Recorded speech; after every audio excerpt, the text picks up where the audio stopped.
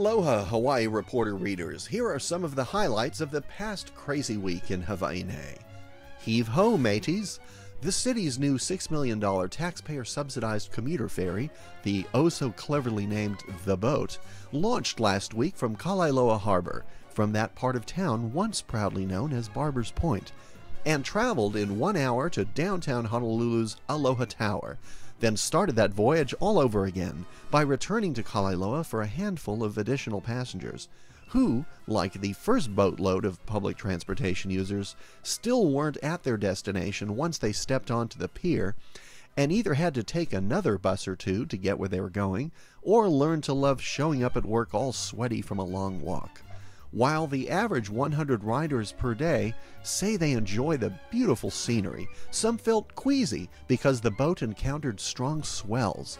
One rider recommended that those who get seasick should definitely bring an extra bag. That's one bag with your lunch already in it, and one for the breakfast that's on its way back up. Anyway, the boat will be tough to keep afloat. First, the Honolulu Star-Bulletin reports that the boat ride takes longer than the normal rush hour drive to town. Sort of defeats the purpose. Second, while the taxpayers already subsidize the city's The Bus at about 60 cents per person per ride, do the math, that's a pretty hefty subsidy. Well, the boat's subsidy is considerably higher than that, at an estimated $24 per person per ride. Ouch! And finally, with all that money sunk into the project, those driving on the freeway say there was no noticeable reduction of traffic, although there was a noticeable reduction of faith in city government by already strapped taxpayers witnessing the launch of yet another boondoggle, which now has unanticipated engine trouble. Probably an expensive fix. That's all right, Moofy. We'll just get Mr. and Mrs. Howell to pay for it. More fairy tales, but not the kind you read to your kids at night.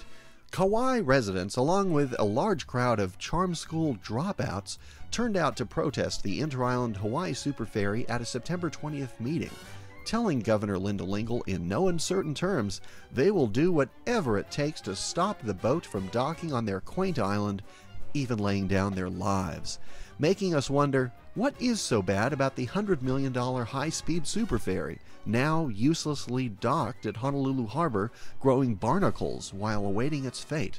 Well, dozens of protesters gave their long laundry list of gripes, including their loudly shouted speculation that the ferry will kill turtles, dolphins, and whales, and that the U.S. military is in a conspiracy with ferry operators to transport secret military materials.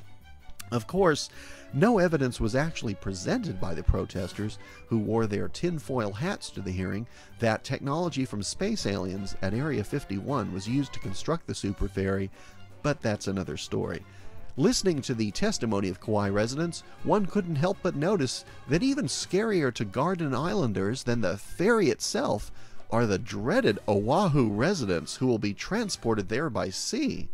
The protesters apparently believe that a pretty high percentage of people from Oahu who can afford the high price of ferry tickets are actually thieves, drug dealers, and slobs, rather than working families looking to spend money to observe the tiny replica of the Grand Canyon which Kauai has long boasted. Moreover, that the people from Oahu will steal from their homes, their beaches, their mountains, and leave their trash behind to boot. Whew, thank goodness people from Oahu can't get over to Kauai by airplane.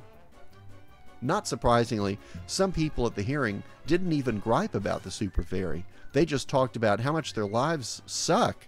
And for the benefit of these people, the superferry operators were instructed by the governor and the Coast Guard to put their Kauai operation on hold for weeks. Meanwhile, in an ironic twist of fate, the U.S. Coast Guard cutter Kukui, which was supposed to set sail for the northwestern Hawaiian Islands in the next few days to pick up thousands of tons of ocean debris, has postponed its month-long trip indefinitely because its crew may be called to protect the superferry passengers from the tire-flattening, car-smashing, surfboard-wielding protesters. Talk about breaking the law of unintended consequences. I suppose the Kauai protesters will probably plead not guilty by reason of insanity. Paging Cheech and Chong, life on Kauai is going up in smoke. Kauai Superfairy opponents, who've always been drug-free, just look at these upstanding citizens, called upon their magical clairvoyant powers to predict a dark future wherein illegal drugs will start showing up on the island as the result of Oahu residents bringing them there by ferry. But by some strange coincidence, or perhaps yet another government conspiracy, local and federal law enforcement officials were able to make the biggest marijuana bust in Kauai's history. 6,000 plants found on public property in Mount Waialeale. $6 million worth of pot. I guess that argument went up in smoke. It sounds like Kauai went to pot all by itself, long before the thought of reefer madness gave these protesters the munchies. Now for the ABCs of public meetings. Members of the Hawaii State Board of Education were not totally satisfied after receiving their March 2007 Big Island Lava Tube Award for the worst in the state violation of the Sunshine Law. They seem determined to become even worse. You see, these BOE secret meeting holders earned that low-down distinction for being on the down low when they defied orders from the Office of Information Practices, OIP, to release a tape of a closed-door meeting where the executive director of the Charter School Administrative Office was given the axe for being too good at his job. Gosh almighty. So, in order to hold on to their record ranking as lawbreakers, BOE board members held another unannounced meeting in a room at the Capitol last week to determine a new funding formula for charter schools, somehow again failing to notify the public as specifically required by law. Veteran board member and lifetime non-member of Mensa, Denise Matsumoto, said she thought work groups were excused from the law. Charter school officials were naturally upset at the continued calling of secret meetings, suspecting that without public input, the board would continue to fund charter schools at the pathetic rate of about half that of regular public schools. Unsurprisingly, one charter school principal soon after filed a complaint with the OIP, but no positive outcome is likely for the public school system's unwanted stepchildren known as charter schools, because the toothless Office of Information Practices has no ability to force compliance with the law. Many wonder if education board members believe they are above the law, if they are simply ignorant, or if they simply need to be educated. To be on the safe side, if Denise and her colleagues do go back to school to learn how to obey the law, hopefully it won't be a school overseen by the BOE.